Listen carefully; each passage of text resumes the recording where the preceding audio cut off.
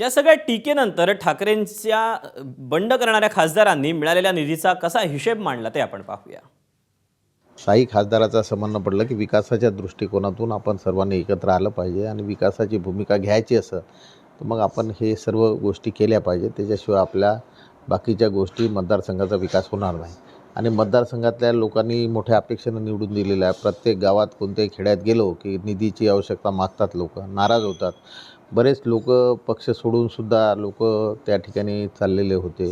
अशी एकंदरीत परिस्थिती होती. आरोप तर होतच असतात, आरोप चालतच असतात. आता ते त्यांची भूमिका मांडून राहिले, आम्ही आमची भूमिका लोकांसमोर मांडू. खासदार निधीला खर्च करायची मर्यादा किंवा मुदत ही 5 वर्षाची असते. मग तुम्ही कुठल्याही निधीचं मूल्यमापन करत असताना त्या निधीला मुदत किती वर्षाची आहे ते बघून मुदत संपल्याच्या नंतर त्या खासदाराचा खासदार निधी जर शिल्लक राहिला तर निश्चितपणे त्या खासदाराचं अपयश आहे.